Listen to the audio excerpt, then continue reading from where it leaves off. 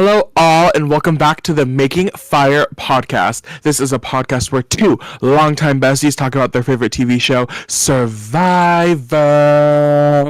This week, we are not recapping Survivor 45. First time in a couple months. Yeah. We are instead, we're making an All-Stars draft, everybody. We're making an All-Stars draft. The new era is filling up. We're 5 seasons deep, and it's about time. It's about time that we have an All-Star season, don't you think? Or at least some sort of returning season. I would assume so. Mm-hmm. Survivor's first All-Star season was season 8, I believe. Mm. Yeah, I need something to mix it up. Like, I do need something to mix it up. The 6th season of basically the same thing. And Bruce is the only returning player. Yeah, and I personally don't mind that they're in Fiji every time, but it does feel like just the exact same game, but with a different cast every season. Yeah. And I need some excitement. I want to see some familiar faces that aren't Bruce. I agree. Maddie and I brought this up in our first ever episode of the podcast where we talked about sort of where Survivor is at this point. And one of the big things that I feel like not just us are missing, but I feel like a lot of people are missing, right, is that if you're not going to differentiate locations, like if you're staying in Fiji, that's fine, but give us like a cast theme again, but not like a stupid cast theme. Like, don't give me heroes versus healers versus hustlers. Don't give me white collar versus blue collar versus no collar. Like, give me a good. I love Blood versus Water. Blood versus Water is so good. A Blood versus Water season. Give me a Brains versus Brawn versus Beauty. Give me a. I don't know. There's so many options. Like, even just like a heroes versus villain season. You know, Australian Survivor. Yeah. Australian Survivor basically does the same casting theme every time, just like a different name. So it's like champions versus contenders. This next season coming up is Titans versus Rebels. Heroes versus villains. But they did a heroes versus villain season where like half the cast was new people and half the cast was returning people. And I don't know. I think Heroes and Villains maybe isn't the best example because I do feel like that's a hard cast to do with like just new people. But even like a champions versus contenders, I love that theme. Even though Australian Survivors beat it to death, where like half the cast is like celebrity-esque people who are like the best of the best in their field. Champions versus contenders is such a good casting theme. I would love seeing something like that. But I think you're right. Like, we need some sort of diversity in the game because at this point it does feel like it's the same exact format 5 times in a row. I know obviously they do tweaks to the format, but we're kind of seeing the same thing over and over again. Like, it's giving very much the early seasons of Survivor, which I guess makes sense. Like, we're in a new era and maybe they're just trying to rebrand itself, but I need some sort of diversity. It's also tough. Oh, you can go. No, go, you're good. It's tough with them. I understand, like, for filming reasons why they're doing this, like, the back-to-back seasons. But, like, 41, 42 were the exact same thing. Like, 43, 44 were the exact same thing. So, like, 45, 46 are also probably going to be the exact same thing. Just different people. So, yeah.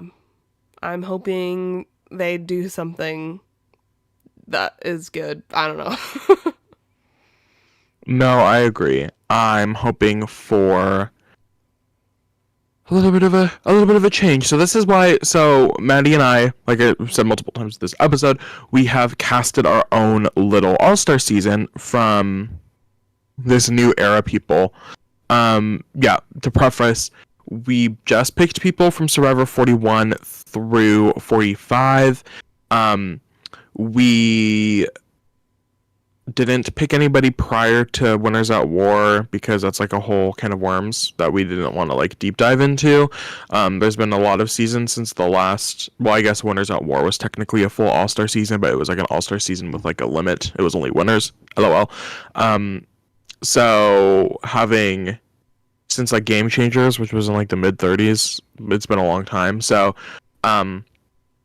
we have limited ourselves a little bit just to the new era people. I mean, just to highlight the new era people a little bit more, because we have a lot of solid people. There was a lot of people to choose from, but we ended up making a cast of 18 people. 4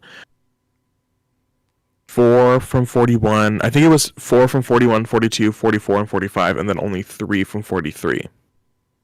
Oh no, it was 3 and 44. Yeah. Also, Okay. we decided to not include any winners. Yes. Only people who didn't win, so none of the 5 winners are on this list. Winners do appear in all-star seasons, but there are a lot of people to choose from, so we kind of wanted to highlight the people who hadn't won. So this is sort of like a second chance type deal. Yeah. And then we stuck with like the 50% BIPOC like ratio, I guess. And then we tried, I think we did do an even gender split, so 9 men, 9 women. Slay. So I think so. I think so too. If not, please don't come for us. That's a lot of math, and we're just two girls. We're just two pretty girls, Yeah. non-math minors. Okay. So yeah, so we're gonna go season by season here. I'm gonna start us off with season 41. Oh, yes. We also broke it down. We're going to go back and forth with the seasons. Yes. So I'll cover 41. We'll talk about these people together, 42 obviously, and we'll keep going, but we're going to start off strong here. Let us know your thoughts and if you would make any changes. Who you would include that we didn't. So true. Even Maddie and I had some discourse about who back and forth a little bit. And not too much, because I think we very much like the same sort of people in Survivor, but there was still there was some back and forth. But here we are. We're going to get going. We're going to start off season 41. First season post-COVID, not pre-COVID, post-COVID. We're going to start a song, one of our favorites. We brought her up multiple times. The love of our life. I have Tiffany from Survivor 41. Okay, so for those of you who don't remember Tiff, as we like to call her, we're on a nickname basis with her. Tiff was a really great character. We loved watching her. I think she is really defined by her loyalty to the people she trusted, but also her like iconic paranoia.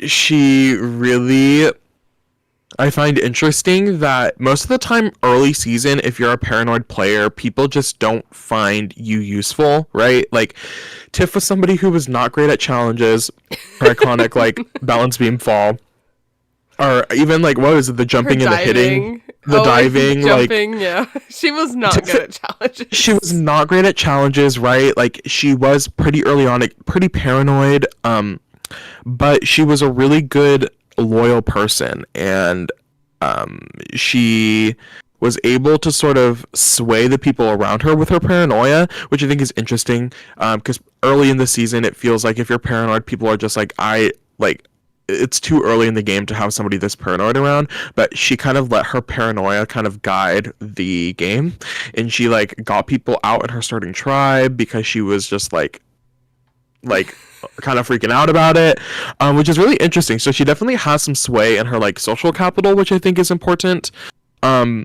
But I think she really just has like a good charm around her. Like, she's just an entertaining person to watch.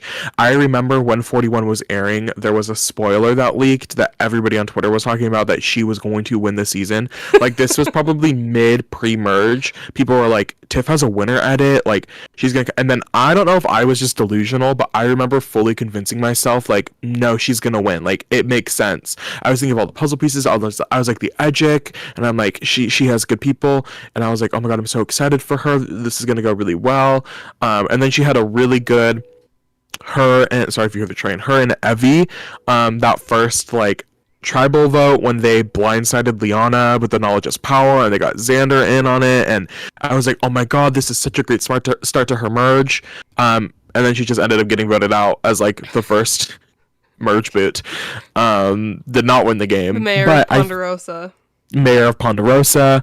I just really like, we really love Tiffany. I still think she's one of my favorite standout characters from this new era. Like, I still consistently think about her. Like, I would love to see her on my TV again. Yes, I think she'd be a great character, but I also think she brings a good like social game too. So that's why she's on our list. I love Tiff. I made Riley and our friend Anna for Christmas that year matching custom Team Tiff socks. And we got reposted on her Instagram story. That was super fun. Yeah, Tiff, we'd love to have you on the podcast. We say it literally almost every week. No, so true, we do. So that's our first spot.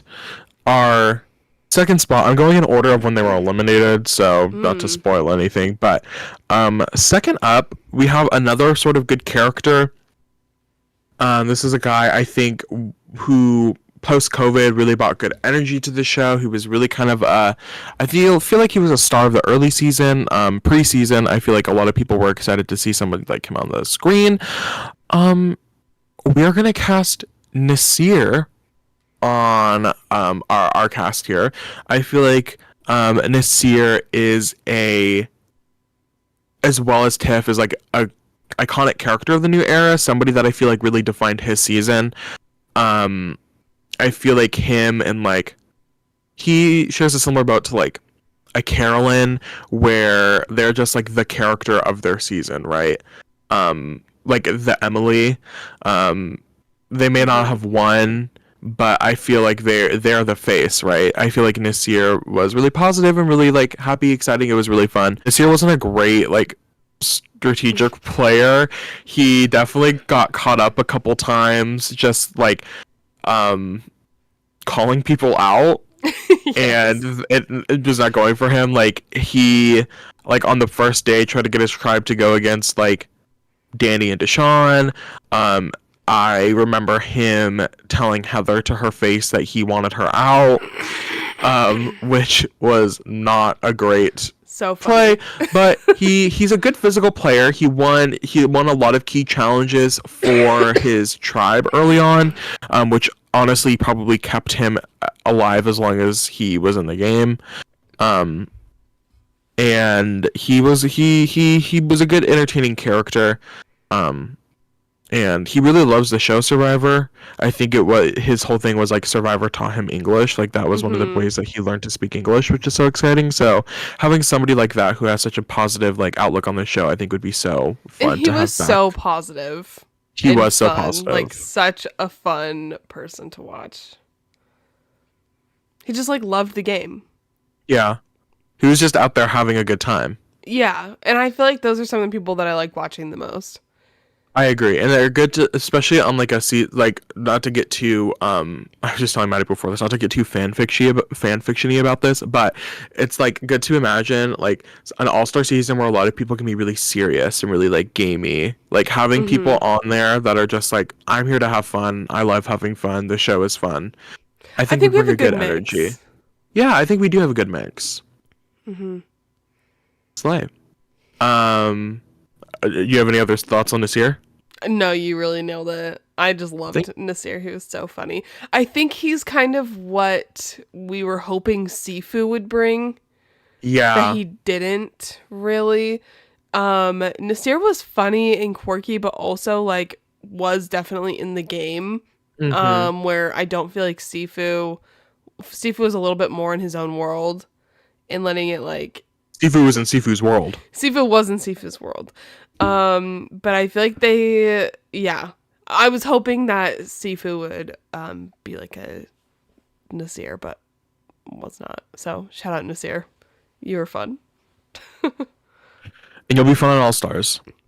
Will be fun. CBS is actually going to take this list and make Maddie and I are actually going to be executive producers on the show. Yeah. So look out for us in the credits. That'll be so exciting. Yeah. Okay. Fourth person on our list here, or no, a little third. I love numbers. Third person on our list. Major. Math minor. To you. I'm a minor. We are gonna cast, I think, I could argue, one of the, I think the biggest villain of the new era. I think, I don't think anybody's topped her. Um, and I really like this character. We're gonna cast Shan, um, on our hypothetical All-Star season. Mm-hmm. Um, I'm sure, well, Maddie. I'll do my little blurb about Shan, and Maddie will share her thoughts on Shan. But I really enjoyed having. I enjoyed Shan on the season. I love a good villain character. She had her little. I think she really set herself up. Even just the first episode, I went to Kelly Wentworth and Lauren. Oh, I don't know Lauren's last name from Island of the Idols. Just Lauren from TikTok. Lauren from TikTok. Other Lauren. It was a different Lauren. Oh. Yeah, unfortunately. I also don't know Lauren from TikTok's last I name. love Lauren from TikTok, and I love Lauren from Island of the Idols. No, Island of the Idols. That is why I'm confusing it. It was not Lauren from Island of the Idols. It was Lauren from Edge of Extinction. Mm. They hosted a watch party for the premiere of Survivor 41 that I went to, and it was so fun watching the premiere.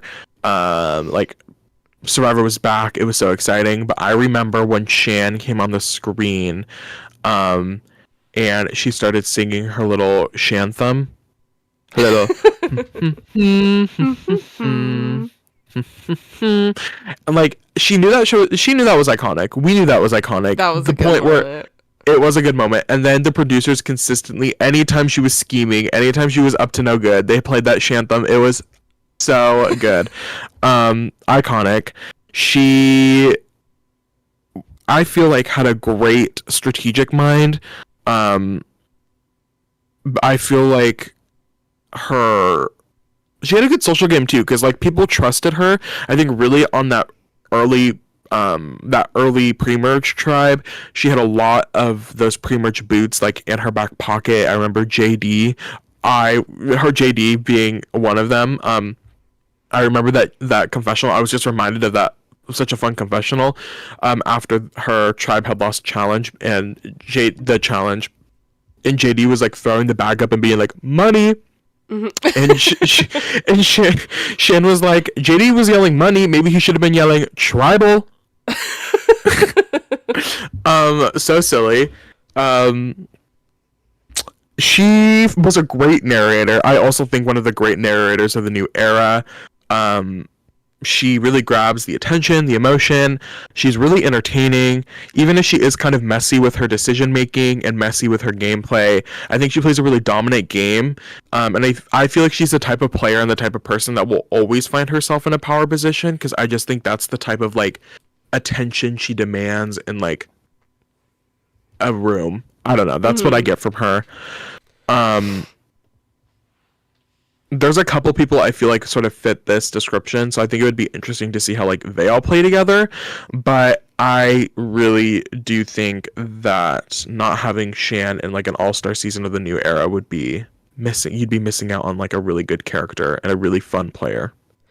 Yeah, I agree. I haven't even thought about these people in so long that it's fun to like do little deep dives into them. Yeah, I mostly, when I think of Shan, I also think of like her and Ricard's like alliance into being blindsided by him. And the drama that like, I just remember how dramatic it was on the beach in that episode specifically. Yeah, what was it? I feel like I noted she did have a lot of funny moments where she would like kind of not necessarily blow up at people, but be like, why are you doing that? Do you remember when she lost the reward challenge and then Ricard tried to eat her papaya after he had gone on the reward and eaten, and like they started arguing about that? I love moments like that. I feel like those are so like key to the game, like survive or you are surviving. Yes. For someone to come back and eat food like that after they had won a reward. Yes. Yeah. But no, I mostly think of like her and Ricard and their like messy dominance in the game. Friend slash yeah, Frenemies. frenemies. Yeah.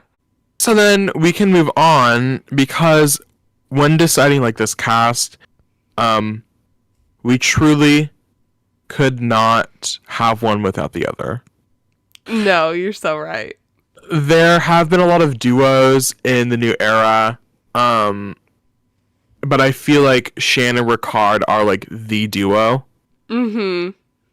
So of course we have Shan, we have to have Ricard. So he is our fourth pick for Survivor 41.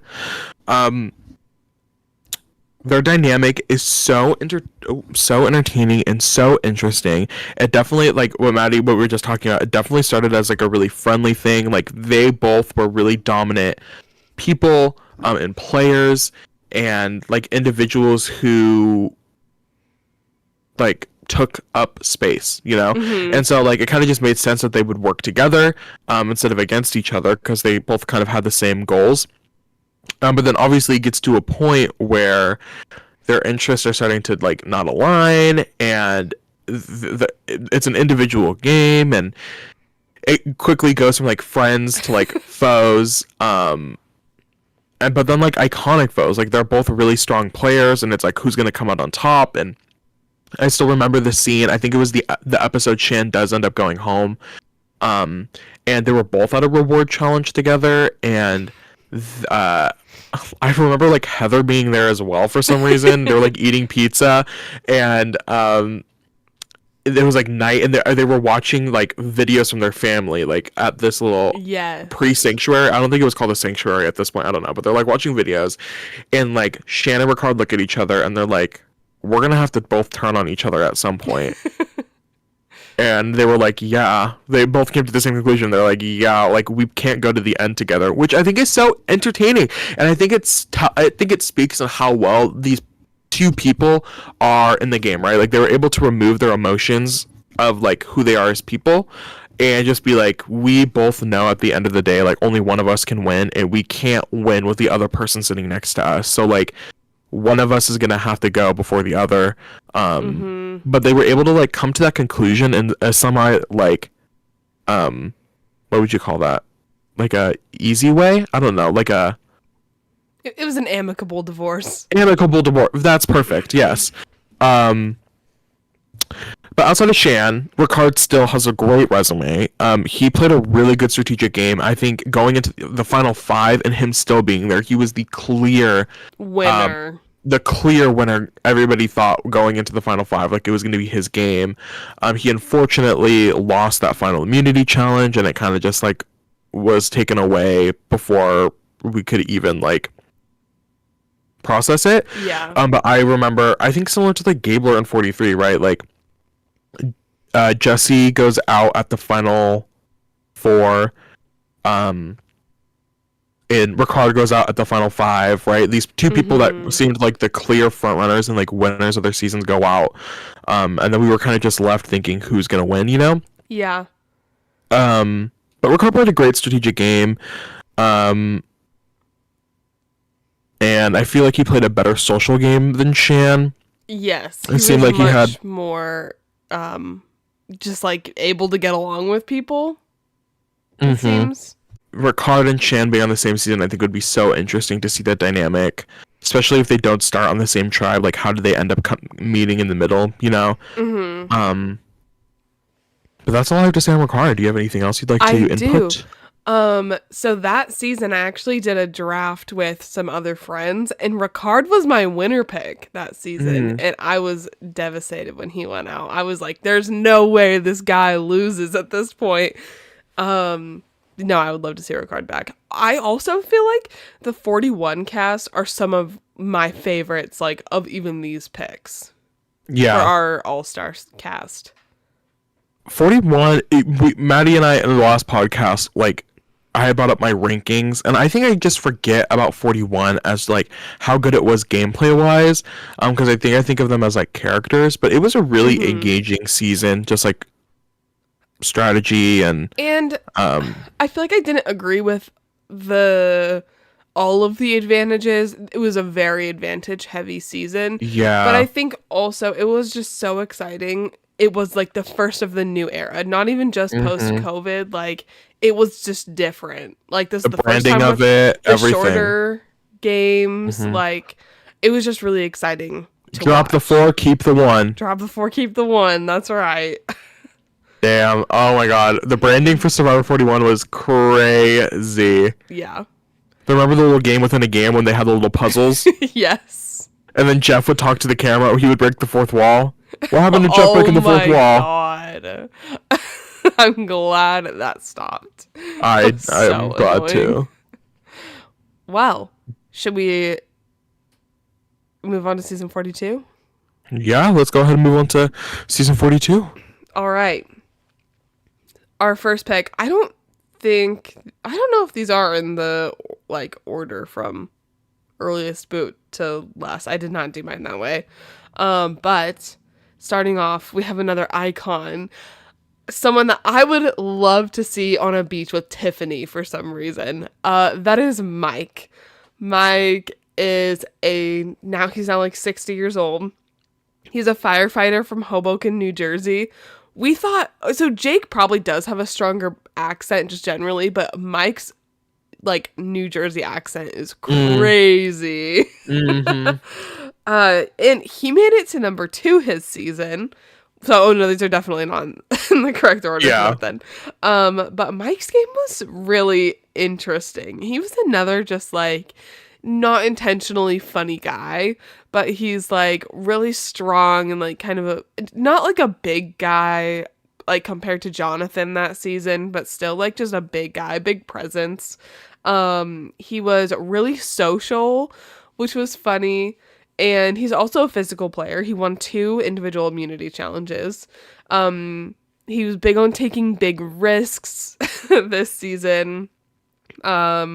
He found a beware advantage early on, so he did lose his vote for like 3. I don't know if it was tribals or just like cycles, but he lost his vote for a while, which really made him rely on his alliances. But while he did have alliances, and he did continue to make them, he was really close with Jonathan. But he was kind of notorious for like voting his allies out throughout the game. So he made it to the end. He lost to Marianne, but he did get 1 vote. But ultimately he didn't do a great job of explaining his game and why he kept blindsiding his allies. But yeah, he kind of found himself in the majority alliance a lot with Jonathan, who kept dominating challenges. They were just kind of like this weird little duo. Who were both like, we both feel self-conscious about our appearances. Yes, body positivity. I think you're right. Mike is really unintentionally funny. I remember going into the finale for 42, especially after what am I saying? 42, after like Jonathan was eliminated at the final 4. Yeah, Mike beat him in fire making. In fire. Thinking like, oh my god, in that final 3, I was like, this is Mike's game. Mm-hmm. Obviously, big Marianne fan, but I was like, I don't see how Mike loses. But I think you're right. Like he did. I remember him like blindsiding, like the people he was closest to. He was really, I don't know. I really liked him, and I think what you say, like seeing him and Tiffany on a beach would be so funny. Like her, Both I from feel the like same I think, area. yeah, and I think it would be so entertaining. Yeah, Mike is a good character, but he also like is somebody who I feel like out of nowhere kind of like played a really good social strategic game. Mm-hmm. Specific heavily on the social. If he could have explained himself better, I think he would have won. And I think that was hard because Marianne did it so well. Like if Marianne had been a little less articulate in what she had done, I think Mike would have had a better chance. But Marianne, he went up against one of the best Final Tribal Council performances ever. Yeah. Which is a hard thing to beat. So I would love to see Mike play again. And I hope we get more pictures of young Mike. Next, we have a pretty early boot. But she's someone that I feel like we deserve to see more of. I want to see her back on the beach. This is Jenny. Jenny was, at the time, she was about 40. I mean, they're not that much older now. Anyways, she's like 40-ish year old woman from Brooklyn, New York. A lot of New Yorkers. I'm a native New Yorker. Free Wendy. No, I'm kidding. So she proved to be pretty smart early on. She earned her tribe Flint, doing the like puzzle thing to get Flint in the very beginning. She also formed an alliance with Mike pretty fast, which was really funny. They're just such an unlikely duo. Yeah. But ultimately she was just a victim of circumstance to me. So at the tribal council she got voted out at, she was the 4th person voted out that season. So we didn't get to see a ton of her, but what we did see of her, I really liked. It was a really juicy tribal though. So 2 of the 6 tribe members lost their votes from like advantages or risks that episode. So it came down to a 2-2 split between Jenny and Lydia. Lydia is this like, she's definitely cast to be like the Gen Z quirky like TikToker type of person. So then there was her Twitter handle is Lydia Chlamydia. Yes. So then there was a revote without Jenny and Lydia voting, which meant that 2 people were voting. And it was again a 1-to-1 split between the 2. And then basically this one really annoying guy, I think his name was Daniel. I hated him. He was the one that kept voting Lydia. And then Hi was the one that was voting for Jenny. Right? Yeah. Okay. So basically Hi is just a lot more articulate than the other guy and like was just better. He was like, I'm not voting for Lydia. Like, you cannot tell me to vote for Lydia. And they didn't want to go to Rocks. So basically the other guy flipped on Jenny and was like, okay, fine, Jenny. And Jenny went home. And it was so infuriating. Pretty iconic. I don't think we've gotten that close to Rocks since like they actually went to Rocks Millennials versus Gen X. So I really thought we were going to Rocks that night. I remember watching it with you guys, and I remember freaking out, being like, "Oh my god, they're going to go to Rocks! Oh my god!" And all your roommates walking in and being like, "What the fuck are you guys going on about?" And I'm like, "They're going to Rocks! You guys they're going to go to Rocks! They're going to go to Rocks!"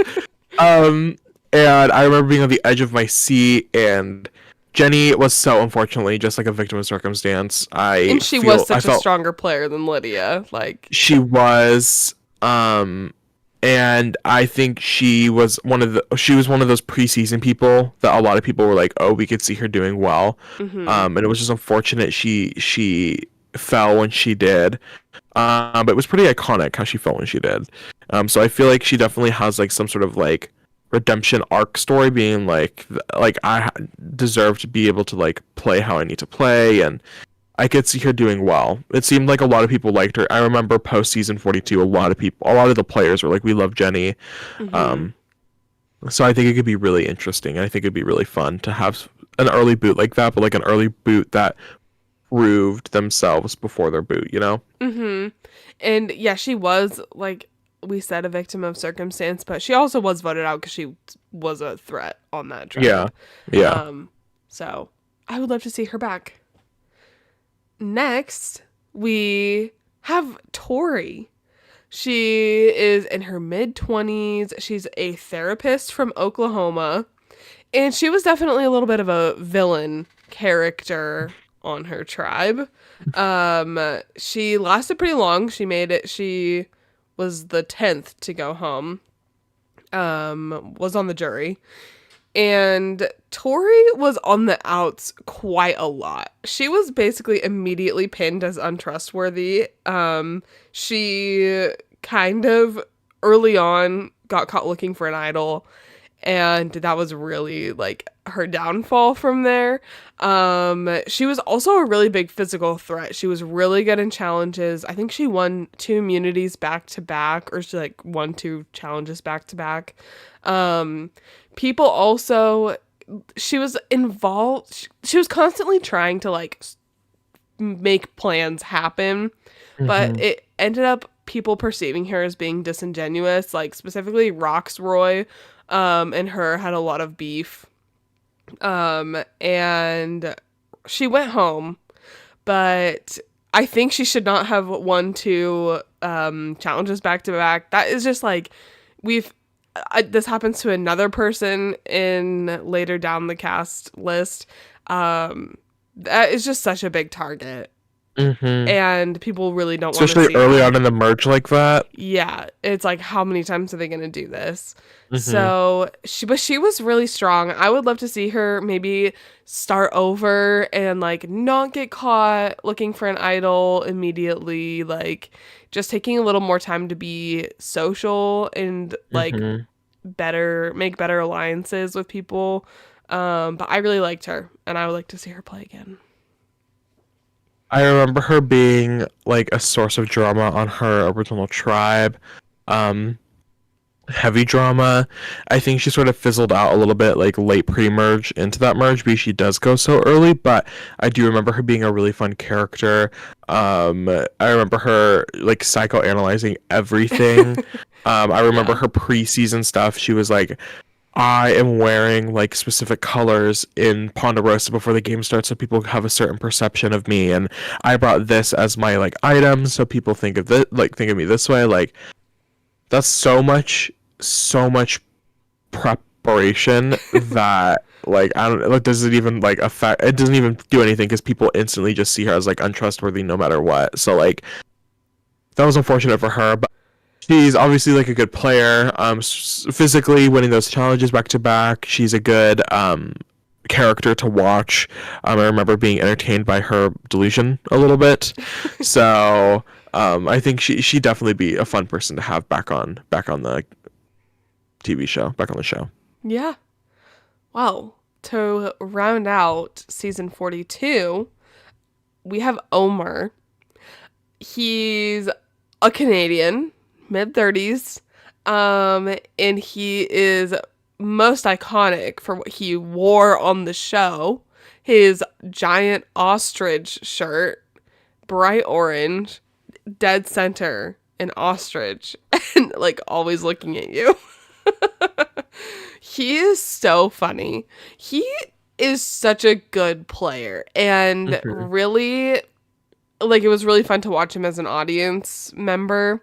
So his game was mostly social, like social strategic. He is so good at getting info and sharing info to the right people. He kept his game on the down low for like almost the entirety until he got voted out. He had connections with everyone, which ended up like hurting him based on what happened, which we'll get into. But it made him just not a big strategic threat. He was like I don't think he was good at challenges. He really just laid low and like moved pieces and got into people's heads in a really good way. He eventually ended up taking out Drea, who was the biggest strategic threat that everyone perceived at the time. And then at that tribal, she made a comment when she got voted out, and she was like, I trusted you the most, or something like that. And then everyone was like, wait, he's your number one ally? I thought he was my ally. And then everyone was like, wait a minute. He's like actually playing this game really well and really hard. And he went home literally the next tribal because of that. But he was so good. I would love to see him back. His game was so interesting, and he just pulled off a social game in ways that I don't think a lot of people can. I agree. I think he's really entertaining, like a great narrator, great confessionalist. He is one of the best social players of this new era, I think. he really played it off well, having individual relationships with people, building those up, and then playing them how he needed to play them for his own like interest. Um, he's really smart, and I would love to see how he plays with like other people who play a similar game to him. I think that's what's most interesting about like casting an all-star season is that there are other people who are at the same level that he is at. Where he probably got away with like easily manipulating people on like a newbie cast. I feel like there are other people who share a similar skill set that he does. So it'd be interesting to see like how he would work with like other people who work the same way he does. But Omar's great. One of my favorite like post-season things is him and Marianne's relationship. Like him and Marianne are really close outside of the game, like both being Canadian. I think they've lived like 15 minutes away from each other, like at least from the last time that I saw content with them like interacting together. And so it's just fun. It makes me happy. I like that relationship, and I really like Omar. I think that's a really good addition to the cast. I also think maybe the shirt is also a strategic move. Now that I'm thinking about it, it's so like it catches you off guard, and then you're like, oh, he's just like silly funny. He's just a silly funny guy who works on exotic birds. Yeah, he's a veterinarian. That's the other thing. But yeah, no, I really liked Omar. Great. And well, now get into everybody's favorite season, Survivor 43. I'm actually gonna go while you talk about this one. To have some transparency, Maddie does not love this. I mean, it's not my favorite season either. I don't think Maddie. Did you finish this season? No. I like had it on in the background, but I genuinely did not actually watch it. This was hard. I mean, it was Maddie's first. If you think about it, this was Maddie's first season, like watching Survivor by herself. This is my first season. And it was also a bad season. It was also a bad season, and so it's hard to engage with. But there are some standout characters. I feel like some good people that could be fun to have back. The first person that we're picking for this All Stars cast, is Sammy. Who I didn't realize we were doing a whole biography about who these people were, but I didn't. I just said how old they are and where they're from. And I didn't do any of that for the 41 people. Okay. It would have been good if we were on like the same page. Well, no, that's fine. Well, maybe. Okay, maybe we need to have a conversation about our communication. I don't want to talk about it. Anyway, all of that to say, you cannot talk about Sammy without talking about his iconic. It's so silly. The fact that he's 19 years old, he is the youngest person to date to play, like just by birth age, like by the day he was born, he is the youngest person to play. He is a 19-year-old pet cremator from Las Vegas. Isn't that crazy? That is literally insane. That is one of the craziest title cards, little like things I've ever seen. It's insane. 19, pet cremator, Las Vegas. So crazy. I'm like, there's so many things to unpack there. Sammy was a really interesting character. We talked about this last episode. We talked about it when we did our original cast assessment for 45. Young people don't do well on Survivor in this new era. They haven't really been doing well, but I'd argue that Sammy is probably the best of the young people in the new era. I'd say he has played the best out of them, and that's taking like Marianne into consideration, who I would probably group into that young people like realm. Sammy played a really good game. I think specifically for his age too. Like, it's crazy that he is younger than both of them. I think that was the gag too, is that I'd watched Survivor and I'd never seen anybody younger than me on Survivor, but he fully is like 2 years younger than me, which is crazy to think about. Cool, good for him. So excited for him that he got to live out this journey.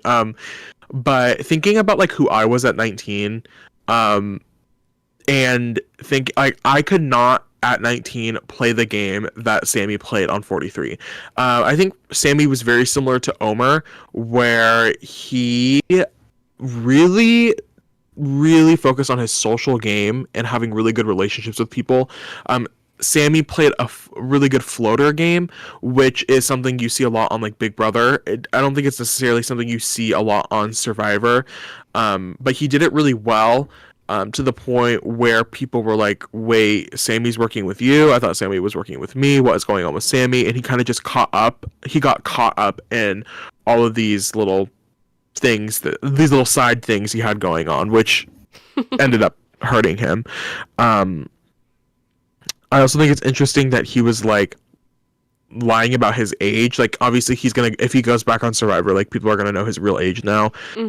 But first time around lying about his age. And I remember like during the season airing, like all the cast would make fun of him. I specifically remember a tweet that Jesse made during this season where he was making fun of Sammy doing the gritty on the island. I don't remember how old Sammy said he was, but like maybe his mid-20s or early to mid-20s, and Jesse was like, oh yes, just like a normal early to mid-20-year-old just grittying on the beach. And so that was silly. I think that Sammy is a really good social player, and he had some really good strategy too in knowing where to position himself and when he needed to do that, like repositioning, you know? So I'd be really interested to see how he performs in a season of people who are all like higher caliber. Yeah, me too. No, I actually Anything like else? Sammy. Okay. It's also fun seeing him. I feel like his little group too. He hangs out with like Franny and Matt and Yeah. all of them a lot. So even though I didn't get to know him as well on the beach, I feel like I am seeing him a lot on social media. I do feel like I see him pretty consistently on social media too, which is good because now they're a year out since the airing, a little over a year since 43's aired. So still being seeing him like interact with people is still really good. Good and fun. Next on our list, we have Carla from 43. I think this is a little bit of a controversial pick because of how she sort of ended her time in 43. For those who don't remember, she made it to the final five, ends up getting voted out at the final five. But she sort of had like a toxic sort of moment as she left the game. Like she kind of got a little bitter, telling Cassidy if Cassidy voted her, she would sort of like poison the jury for Cassidy, which obviously I think is something that ends up happening as we see Gabler ends up winning. So that's great, but I do think it's like a good, like, I don't want to say this because I don't want to like support toxicity in the game, but also I'm like, we need bitter people back on Survivor. As much as we hate on Drew from 45, like having bitter people on Survivor kind of like makes it fun. And Carla was bitter. Carla did not want to get voted out, which I totally understand, especially that close to the end. So whether you justify that is up to you. But I think it's an entertaining villain-esque thing to do, and I really like seeing somebody sort of fight for wanting to be in the game. I think Carla, it was really well-rounded. She played a really good physical game up until her like rolling her ankle or something. Winning some challenges, even finding some advantages. I remember her finding a beware advantage and then like walking away being like, I can't open this right now, but then later in the game later in that same episode being like, actually I feel like I need to do this, and so then she opened it. And so I liked that thoughtfulness in what she was doing. She ended up winning the advantage the advantage thing that they usually do at the final five, where they like run out and find a challenge advantage, you know what I'm talking about? She ended up winning that in her season. Obviously didn't work because she didn't win immunity, but still, Okay, like, she proved literally she proved to be somebody who can perform well in challenges, perform well like advantage wise. She had a good group of people around her, and she was really good strategically. She worked well working around obstacles that came in her path. I remember her booting Geo, who found the knowledge is power, and then she sort of like worked around that and was like, we need to get him out because we can't have the knowledge is power like floating around. So she definitely knows how to prioritize things, and prioritize herself in the game. And I think she's a good character. She's also a good narrator, somebody that can be snarky in the confessionals, which is always fun to have. So I'd be really interested to see how she sort of performs in the All-Star season. I would also love to see her with Shane and Ricard. Yeah, I think that would be juicy. Yeah. They all seem like they would be better. Hopefully better fun. I don't in my little All-Star seasons are always better. In my little I play orgs, online reality games occasionally. I haven't played one in a while, but All-Star seasons are always fun when you do those because everybody's always so bitter because at that point like everybody knows each other. Like you think of how intertwined the casts of the new eras are. Like they're all hanging out with each other. When you think about it, it isn't just like a 44 group and a 43 group and a 45 group. Like these people are consistently posting things of like everybody. Like they're always hanging out with each other. So it'd be so interesting to see like how these people interact with each other once they're like on the island together after like getting to know each other outside of the game. I think would be so interesting. I think they're even more connected than like usual All-Star casts are. And yeah, I think she'd be really. I think she'd be good. I think she'd bring good TV. Yeah. Slay. Well, for our final pick of 43, I don't think you could have a new era All-Star season as much as the shit on 43. I think this is one of the most like dominant players of the new era, and I think one of the most robbed. I don't know. I feel like 43 was his season, and seeing him not win was devastating. This is Jesse from 43. One of the most dominant players. I think even D, who ends up winning 45, said in her pre-game interview she wanted to play like somebody like Jesse and somebody like Tony. I definitely think Jesse played like Tony, but I think Jesse like. I know Tony's a 2-time winner, but I would argue that Jesse is probably like a better version of Tony. I think Jesse is just like much more likable and approachable than somebody like Tony, and understands more. I feel like, especially in his Kagayan game, Tony really did not understand the social aspects of the game and did not understand that. And I think Jesse really understood it, to a point where it kind of hurt him in the sense that he built some really good relationships and having to blindside those people. I think specifically him blindsiding Cody was it was so juicy, so entertaining. Jeff was like Kelly's blindside is the most iconic blindside of Survivor history, like new era.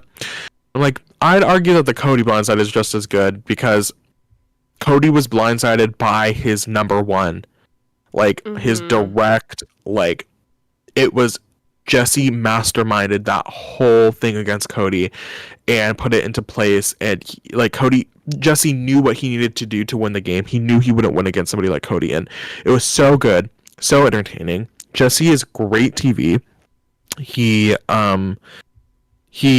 is somebody who, like, I feel like similar to Shan, I feel like Jesse will always sort of find himself in like a power position. Like I feel like he'd always find himself in sort of a core group. I think he's really good. I feel like people with his archetype don't usually do well on like a second round because I think people are going to have this assumption that Jesse's going to do anything to win. And so I think that would be interesting seeing how he sort of pushes back against that. I totally forgot about this as I was doing my little like cast assessment research, I totally forgot about this Janine Idol stuff. I don't know if you remember, but Janine, who ended up being the mayor of Ponderosa that season, she was the first person voted out. Janine had found a idol in the pre-merge, and then they found out that somebody had a knowledge is power. Or there was like there was a fear of knowledge is power being played.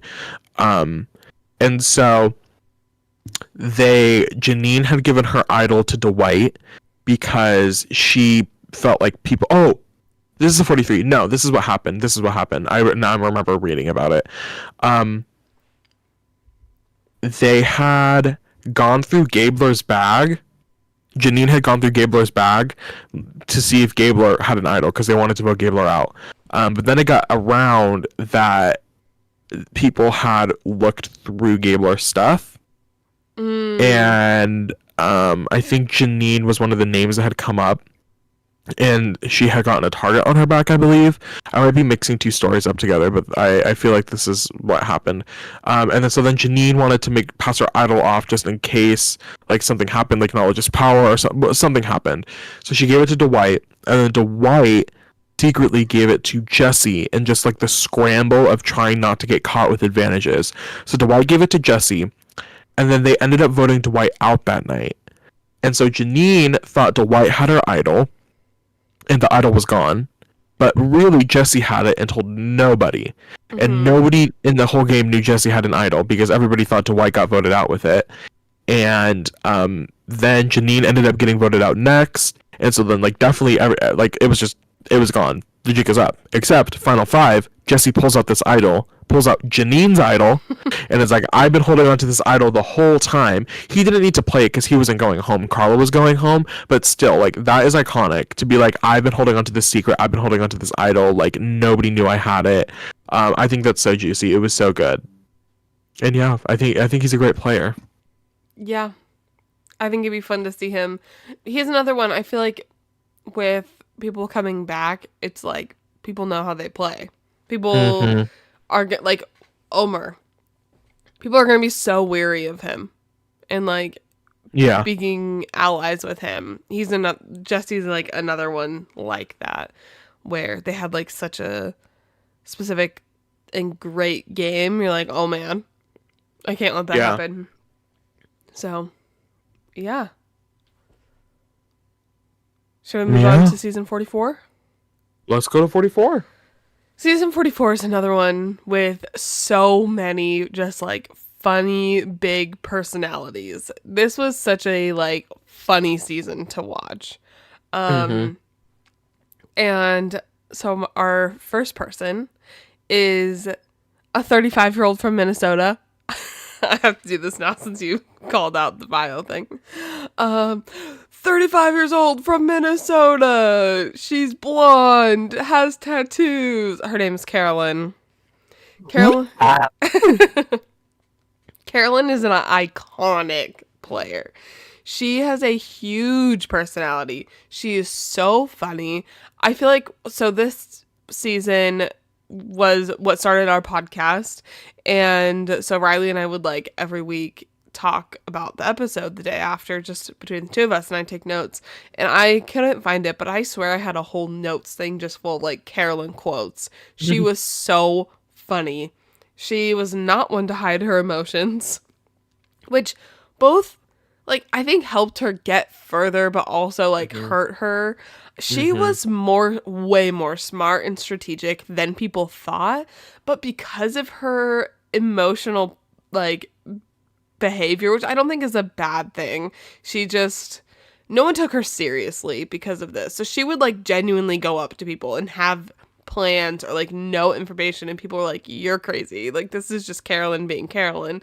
And like no one believed her, and it was so frustrating to watch. So I think it'd be really fun to have her back on the beach when people know, oh, she is actually playing the game. She's not in Carolyn La La Land as we think.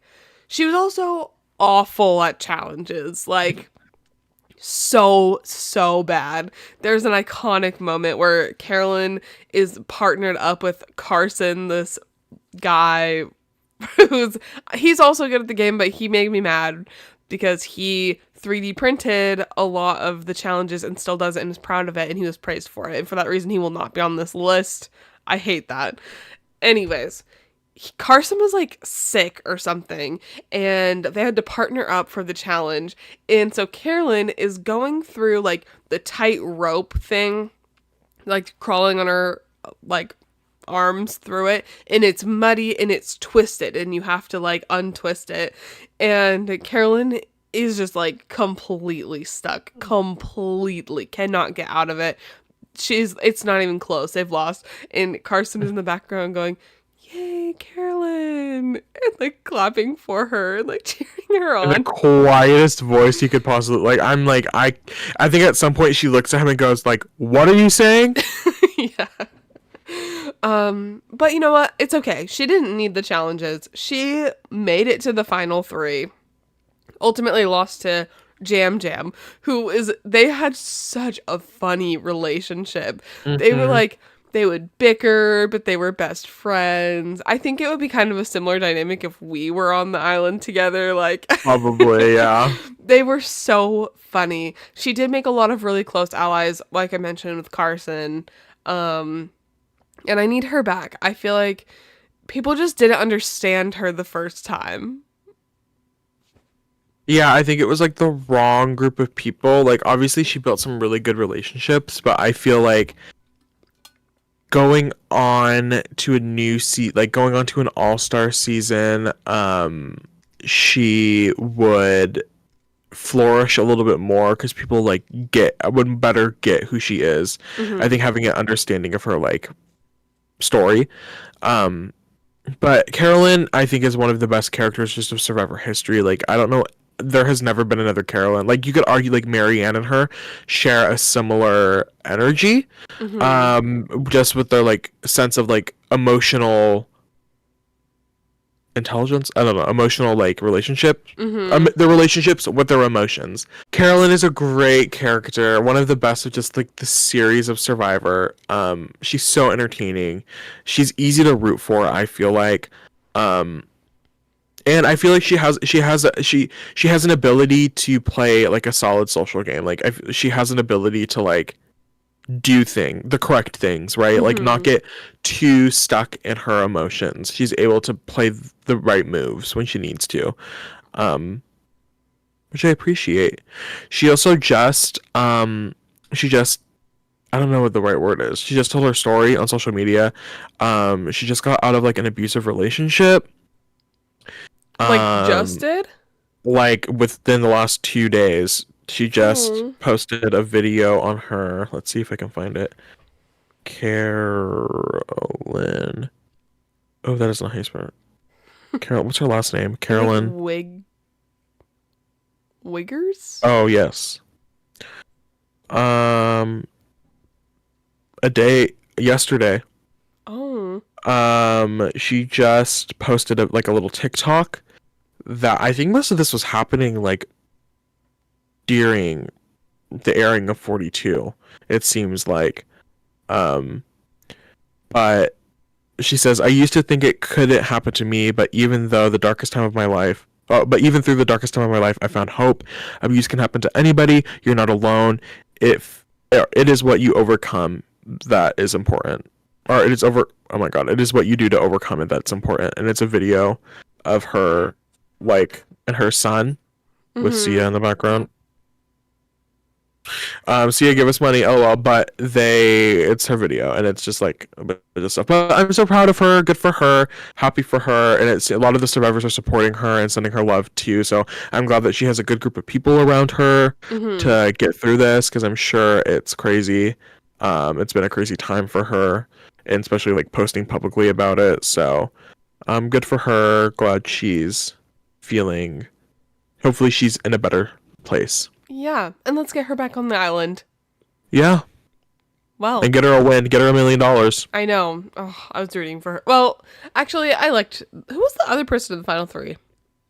It was Heidi, Lauren, and Jam Heidi. Jam. Got it. Not Lauren, Heidi, Carolyn, and Jam Jam. Okay. The next person from 44 is 23-year-old from Minnesota, Franny. Franny, I am so sad we didn't get to see more of her actual game. She proved that she is strong. She won 2 immunities back to back, which hurt her in the end, but she's a good physical player. I feel like she had a lot of strong alliances. She was strategic, but we didn't get to see any of that. Similar to the Katura Bruce storyline, um, like taking up all of what we saw of Katurah for literally so long until Bruce got voted out. Same thing happened with Franny. Franny is currently, she's still with him, but met her now boyfriend Matt on the show, and they basically had a showmance from day one. And that was all we knew about Franny for so long until Matt got voted out. And then we like got to see a little bit more of her for a second. But I want to see her play again, but without Matt. Like, it was even so frustrating when Matt got voted out and Franny was still in. Franny made it till she got voted out at the final 8. It would be like at Tribal, Franny would be talking and they would like keep cutting over to Matt on the jury to like get his reactions to whatever she said. And she got so just gypped of a good storyline of like her own game, and I want to see it. I agree. I think Franny proved herself a really good physical competitor. It seemed like people liked her. I think the interest in seeing Franny come back is seeing her play like an individual game and seeing how she gets highlighted as like an individual instead of somebody who's in a duo. I think the producers did it really well in 45 with Austin and Dee, where we didn't really hear about their showmance until it sort of started like, and still it was important to the storyline, you know? And so I think it also just depends on like how it appears, because like I think Austin and Dee were different in the sense where it just like happened over time, where Franny and Matt were very clearly like from day one they were like, this is going to be a tight relationship, where yeah, Austin and Dee said it happened around the late teens, early 20s, but still it's like what we said, like give Katurah more than hating Bruce. Yeah. Like give Franny and Matt more than liking the other each person. Other. Yeah. But I think she seems to have a good grip on the game from what like we saw, the minimal things that we saw from her. So I would be really interested to see how she performs in like an all-star setting. And I think she's one of the big personalities from that season too, especially like post-season. I feel like I'm constantly seeing Franny. I feel like she talks a lot with Rob from Rob Has a Podcast. Yeah, I think she does. So, yeah.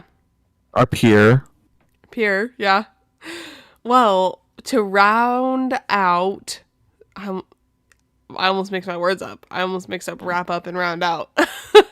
To round out 44, we have Lauren.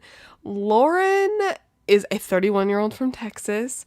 She was a strong social and strategic player. She was really good at sort of finding herself in the majority alliance, like in the very beginning. But then after the merge, her alliance members all got picked off. And so she was sort of just left to fend for herself. Lauren, I don't think, had a very good edit. I remember we didn't learn anything about her until the very end. But I feel like what we did see from her, I really wanted to see more. She was definitely giving a similar storyline to Katurah for me, of kind of finding herself like in the game with a bunch of people who had the numbers, but you didn't, but you were like still a really good player, but you just never got in. Like you just never had the power. And I would really like to see her try again. Ultimately, she came in 5th. She did make it far. So similar to Katurah on that one. And yeah, I'd like to see her play again. I think she has a lot more to add to the show than what we got to see from her in her initial season. I agree. I feel like she's somebody who I know like their placements are so different, but like similar to Jenny. I feel like this is somebody that comes into an all-star season like with something to prove, you know? I feel like Lauren, not to any fault of her own, was severely under-edited and underrepresented in the game, but it feels like we should have seen more of her. Like it feels like there is more of a storyline than we were shown. Obviously she had good enough relationships to last her until the final 5 and like keep her around in the sense of everybody else, like all the other members of her alliance were picked off, but Lauren was still kept around. You know what I mean? Mm-hmm. So I think there's definitely something there that is needing. There's something there that the audience is meant to see, I feel like. And so having her back in like an all-star setting, having her just back on the TV and hopefully giving her the opportunity to sort of develop, and hopefully we get to see Lauren blossom in a new season. In this hypothetical season. In this oh my god, this hypothetical season. Yeah. Well, that wraps up 44. Slay. Well, we'll get into 45. We have talked a lot about the 45 cast. We just spent a month recapping their season. The last episode of the podcast, if you didn't watch, we went through and recapped our preseason thoughts of the cast and like how we ended up thinking about them. So, we're probably not going to go too in depth with everybody, but we do have a couple picks from this season. So, we're going to start off with Caleb. Mm-hmm. Caleb is, I think, even though he was the mayor of Ponderosa this season, I think him and Emily were really the heads of the pre-merge portion of this game. We talked about this last episode, but I think Caleb proved a really good skill that a lot of people don't have, and that is being able to play with your back against the wall. I think Caleb performed the best the whole season when he was in danger, Mm-hmm. and when he had like tribal was imminent and whatever. The negative on that though is that Caleb sort of needing to consistently like defend yourself, or not defend yourself, but consistently like work your way up. And so when entering the merge, he sort of felt like he was still playing from the bottom instead of seeing the merge as like a new starting point, if that makes sense. Mm-hmm. So I think he was playing a little too hard going into the merge, to the point where like the Bello people and the Reba people, who hadn't really gone to tribal that much, were a little overwhelmed with his gameplay. And I think that was ultimately his downfall, is they're like, Caleb is really strong socially. Caleb was at a level game wise that a lot of the other people were not at yet, because they had just not gone to tribal as much to sort of develop that game sense, and I think that really threw people off. So I think inviting Caleb back to this hypothetical all-star season and giving him a fresh start, hopefully luck would be on his side a little bit more, and he'd be able to just do what he needed to do, and like hopefully take a breather when he needs to breathe. Caleb is really good. He's a good narrator. He's a good character. And so I'd love to have him back on the TV. Also, he's the love of my life. Oh yeah, I forgot about that part. Just casual, dropping it. Do you have any thoughts on Caleb? No, any other I mean, thoughts he I should was my say? number 2 pick. I really liked him. I would love to see him back. Basically, I agree with everything you said. Oh, so you think I'm pretty? Yeah. Next we're gonna talk about Kelly and putting Kelly on the cast. I think Kelly fits a similar boot to someone like a Lauren.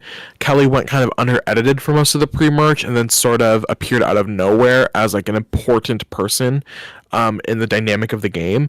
I think we were given the benefit of seeing her work a little bit, like seeing her interact with people and seeing kind of why she was a threat, which I think it was important to developing her as a person that could be like a potential all-star, you know? Mm-hmm. But she was somebody who seemed to have a lot of control over their tribe. A lot of people connected with Kelly. Kelly did a really good job having individual connections with everybody on her tribe to the point where a lot of people just wanted to keep her around. This ultimately blew up kind of because people realized that she was kind of this social threat that needed to be taken care of. Specifically, like the Reba 4 was like, we can't have this person like making it much further. Yeah. And so I think it's hard where Kelly didn't necessarily. I mean, she had Bruce as like her pawn, but then she even got to the point where she was like, I can't keep Bruce around any longer. Like this man is stressing me out beyond belief. Kelly, we'll talk about this later. Spoiler alert: one of the Reaper 4 is on this list, but I think it's hard when I feel like most of the pre-era has been individuals playing an individual game, and they work together in like duos. And so oftentimes like duos or trios or whatever, like they're not hard formed alliances. They're just like people working together for their own interests, if that makes sense. Like I think Yes. that is different than a physical alliance. So Kelly, who I think has represents like most of these new era people who were she was sort of playing for herself and trying to use the people around her. She was going up against this like core 4 alliance, and I think she was just outnumbered and outmanned and outpowered by like a strong 4 voting block compared to her and like her little minions. So I just don't think luck was on her side this season, but I think she could perform well in like any Survivor season. Like I feel like she's somebody you could drop anywhere and she could sort of figure it out. So that's why we have Kelly here. Yeah, she just seems like such a classic Survivor player kind of person. And yeah, I would love to see her come back on and play again. She just seems fun and like such a strong player, good social, good everything. One thing that I did this season was social. The next person that we put onto our cast is Katurah. Katurah was my winner pick. And we mentioned her when we talked about Lauren. I think her and Lauren have similar. They don't have similar stories, but they have similar stories in the game. Their real life stories are not anywhere near the same, but they have similar game stories in the sense where I feel like these are people who have really important. I don't know if self-discovery is the right word, because it feels like both Lauren and Katurah sort of knew who they were as individuals before they like entered the game. But Katurah has a really good. I think it is through that like she already knew who she was, and I think that benefited her a lot in the season. She had like a resilience that is really encouraging to watch, and a resilience that is inspiring to watch, and I think a resilience that helps you get through the game of Survivor. She was able to sort of pick herself back up when she needed to. She's a great storyteller. She's a great confessionalist. She has some pretty iconic confessionals throughout the season. It was unfortunate, we've brought this up a couple times, it's unfortunate that most of her story, I would say like 75% of her time on the season, revolved around her hatred for Bruce. And it's even more devastating when nothing came out of it at the end of it. Like, we got Yes. nothing from that storyline, which is so sad, because it seemed like going into the final 5, Katurah obviously gets the boot at the final 5. The final 4. She lost fire making. I don't know what I'm talking about. She gets the boot at fire making, but we see her through what Dee is saying. Like it seems like Katurah is this social threat, and a lot of people like her, and like her story and vibed with her, and so I wish we got more of that, because it seemed like a lot of her story sort of revolved around her hatred for Bruce, and at the end of the day, that really didn't matter much. No. I really love Katurah's instinct. I think that is something really good. Katurah is a good person. I think she played a good individual game. Outside, I think she flourished as an individual, and she was really held down by like a tribe dynamic. She multiple times throughout the season, we talked about this heavily in our finale recap episode, but multiple times throughout the season, Katora was sort of, even by fans, was sort of judged for her decision making, when in reality, I think on reflection, Katora was just doing what made sense for her individual game, which I don't think is a negative. The two prominent ones are her working relationship with Jake, the initial flip that Jake lack of the initial flip that Jake and Caleb tried to do in the first merge vote, and Katora was like, why would I work with you guys if you don't, like, you're not giving me information? Like, why would I trust that this is gonna work? I'm on the bottom of my alliance. Like, it doesn't make sense for me. And I think a lot of people were like, okay, so you're jumping the boat from the being at the bottom of one alliance to the bottom of another alliance. And she was like, at least in the, like, I know there's no social mobility for this Bello plus Caleb alliance, right? At least I have some sort of mobility. There is a possibility of mobility in this Reba alliance, right? And obviously it proved to work because all the Bello people got knocked out one by one, and her and Jake were the last two standing. And if she beat Jake and Fire, she would have been literally the last Bello standing. So only at the final Katora is online for not flipping against D, but really, in reflection, why should she have trusted Jake? There was no reason for her to trust him the way that we all assume she should. So I think Katora has a good individual instinct. Like, she knows how to survive. She knows how to preserve herself in a game. I would just be interested to see, like, seeing how she fares being put on a tribe with people she, like, actually likes and Yeah. like could get along with and do stuff with. I think there is a world where Katora is able to perform even better than what she performed this last season. I agree. Yeah. I want to see her be able to play a little harder and less self-preservation and more like, I want to, what is it? I want her to, I don't know, be able to make moves, be able to, like, be strategic about getting people out, not being not just trying to focus on keeping yourself in the game the whole time.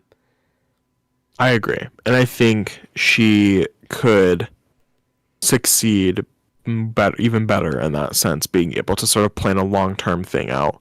She just was never, I think she even said that when she lost to Fire, she's like, I'm a person that just plans. I'm a planner. And I was not able to, like, plan anything. So I think if she finds herself in a position where she's able to sort of plan out a long-term game, she could do even better. Yep. Well, the time has come for you to lip sync For your life. We are on our last person, number 18. I said it. We were gonna have one Reba. We had to have a Reba member on this season. And we landed on Austin. Yeah. I think Austin is a clear representative for the Reba 4. I know obviously D ends up pulling out the win, but I would argue that Austin had a more of a clear grip on keeping the Reba 4 together. Yeah. I think he was more clearly the glue for that, where I think the reason D sort of succeeded in her game was because she was able to individualize herself. I think Austin's fault in the game was that he was sort of trying to preserve this alliance, and D was able to sort of individualize herself, and that's why I think D sort of pulls out the win. I mean, there's more other reasons. D played a great game. That's not the only anyway. But I feel like Austin is really a key. I think in the sense of the Reba 4, Austin is a really key part of that, and I think it would be important to have him on a season like this. I think in reflecting on the 4 seasons prior to 45, and I had mentioned this slightly when talking about Kelly, that we have not really seen a core alliance like this in a long time. At least to this efficiency. there have been really good duos throughout the new era. Really duos that do a lot of controlling of the game. Shannon Ricard, Cody and Jesse. I'm blanking on other. I mean, even like Marianne and Omar. I don't know if they're like a tight duo, but that's a good duo. You could argue there. Mike and Jonathan. Carolyn and Jam Jam. Yeah. Like there are good solid duos This that is do such a solid block. The Reba 4 was such a solid block that they sort of dominated. We haven't really had an alliance dominate like this in a minute. And they did a really good job at it. Austin and D, I think we could all say were the sort of like figureheads for this alliance, and they did a really good job at keeping it together and keeping their own interests aligned with the alliance and performing their game out of that. I think. I would argue that what Caleb, Kelly, and Couture were missing in their season was luck. I feel like Austin had a lot of luck. Austin found himself on the right starting tribe. He found himself. I mean, he was an alternate. Like luck and being even picked for the game. Started from the very beginning. He's starting on Reba, even having a good tribe swap. Like he had a lot of luck with Drew, yes. He had a lot of luck being picked for the amulet and like being able to sort of use that towards his advantage. Like there was a lot of luck towards his game, which I don't want to say that to discredit his game. I think Austin played a good game, but I think it's fair to say that a lot of the reason he was able to get where he got was because of a lot of luck. And so I would be interested to see how he plays in a new setting without those people around him. Specifically D. I think D similar. I think Austin is similar to Franny. I mean, definitely not the exact same, but I would be interested to see how Austin performs without a showmance there. I also think he would play well with Franny. I think he could play well with Franny, yeah. Having a similar experience on the show, I think it could be interesting. I feel like Austin has more. I feel like a lot of the people we've talked about today have either have like an upward trajectory, right? Like Austin, or they have things to prove. Where I feel like there are a couple people. I think like Mike. I think even like Ricard, Jesse, and then Austin. I think these are people who have really, they could lose a lot by coming back on an All Stars, by proving, I don't know, by not proving themselves as top players. So, I think it'd be interesting to see Austin come back without any other Reba people. I think would be really interesting in seeing how he sort of manages without them. But I think he's really engaging, and I think it'd be fun. He's also somebody who just has like fun on Survivor, similar to like a Nasir. So it'd be interesting to see how he performs. Yeah. You have any other thoughts on Austin? No. You covered up.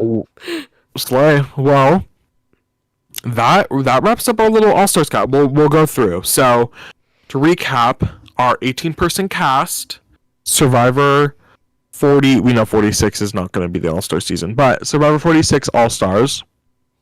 47. We can manifest 47. We'll manifest 47. Survivor 47 All-Stars. We have from Survivor 41, Tiffany, Nasir, Shan, and Ricard. From season 42, we have Mike, Jenny, Tori, and Omar. Yeah, I feel like Omar? I feel like they say Omar. Yeah. From 43, we have Sammy, Carla, and Jesse. From 44, we have Franny, Carolyn, and Lauren. And then from 45, we have Caleb, Katora, Kelly, and Austin. So that is our cast. I think it's a pretty solid cast. It's exciting. It's fun to think. I really want an all-star season. Even if not an all-star season, like I need like a half, like a fans versus favorites, or like a blood versus water. Any theme. I'm so desperate. Any theme, but I'm desperate to have some returning players. Yeah. It's just like a different. It's returning season is so exciting. You never know what you're gonna get. Like people are more. They're even more hungry for a win when they come back for a returning season because they just feel like they've done it once, right? Like the first time around is the test run. The second time is like we can go in, like we know what to expect, right? Yeah. So it's like Hunger Games catching fire. Exactly. So I'm desperate for a returnee season soon. I hope, if not 47, 40, hopefully 48. The original All-Star season was season 8, so maybe after 7 seasons. For the 8th, for the 40, after 40, if we don't get one 40, before season 50, 50, I'm gonna be upset. I'm gonna be upset too. I hope at least if they're waiting for season 50, wait till season 50. Like I'll be fine. But if they have to have one before 50, I think they've had at least a half returnee cast in every like decade of Survivor. Need to see some returning people. I need to see some fun characters. It brings a different engagement to the game. Like some familiar faces. It's always fun to see people back on TV who you enjoy to watch. Yeah. Obviously, I could extend this conversation. There's some people from post Game Changers. I love making little all-star casts. I think I'm a little nerd. I think they're so fun. There's so many people post because Jeff said going into 41 that they were gonna like leave the old era behind and like probably not cast anybody. But then I think he's leaned up on it, and like interviews now he's like, oh, who knows, like maybe we'll take people from like the late 30 season, so who knows, there could be. Yeah, because that would be a shame. There are so many good people from like Edge of Extinction. Honestly, I know Island of the Idols is controversial, but there is a lot of good people from Island of the Idols you could have come back, and Ghost Island, and all those seasons, all those Heroes versus Hustle. Like, there's so many good individual players that deserve to come back, and I'd love to see come back. So that's it. That's our All-Star season. If you enjoyed this episode, please make sure to like, comment, subscribe on our YouTube. And follow us at Making Fire Pod on Instagram, Twitter, and TikTok. And check out we are in the off season for Survivor. We are gonna have some. We're cooking up some fun little episodes. We're cooking up some fun episodes. We might watch another reality TV show. We might see if any other survivors, like we're both survivors. See if any survivors want to stop in on the pod. Play some games. We'll have some guests on that aren't even survivors. True. I know we've been talking about having guests on this entire time. Yes, but we're actually thinking about it now. We weren't really thinking about it before. But now we're thinking about it. So, yeah. Thank you all for watching, and stay tuned for next week. Bye. Bye. Smooches.